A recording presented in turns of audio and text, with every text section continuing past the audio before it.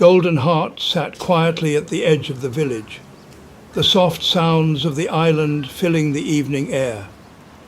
His thoughts drifted back to his last conversation with Amy. How guarded she had been, yet he could sense something beginning to shift in her. He didn't push her, respecting the space she clearly needed, but deep down he hoped she would eventually let him in, even if just a little. The sky was painted with hues of gold and pink as the sun began its descent. It was peaceful here, a stark contrast to the emotions he knew Amy was struggling with. He had seen the flickers of vulnerability in her eyes, hidden behind walls she had built to protect herself. He understood. Healing took time. As Golden Heart was lost in thought, he heard soft footsteps approaching.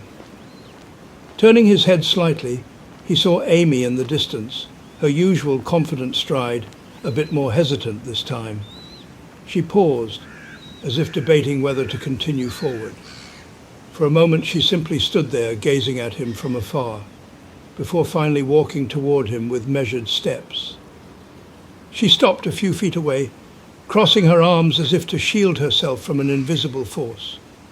Golden Heart looked up at her, his gaze warm and patient, offering her a silent invitation to sit with him.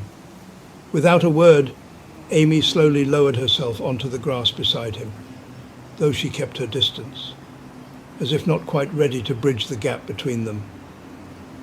The two sat in silence for what felt like an eternity, neither of them speaking, yet the quiet between them felt different this time.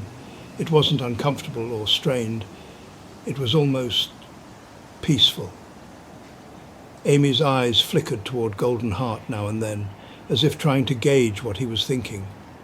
He remained still, his presence calm and unassuming. Finally, Amy broke the silence, her voice soft and guarded. You're not going to ask me anything? Golden Heart shook his head gently. No, I'm just here. She seemed surprised by his answer, her eyes searching his face for any sign of hidden intentions. But there was none, just the same steady, unwavering kindness she had begun to associate with him. It unnerved her in a way. How patient he was, how he never demanded anything from her. I'm not used to that. She admitted almost to herself. People always want something. Golden Heart didn't respond right away, letting her words settle in the air between them. When he finally spoke, his voice was soft, carrying a depth that seemed to resonate with the quiet around them. Sometimes, Amy, people just care, no strings attached. She looked down at her hands, fidgeting slightly as if unsure how to respond.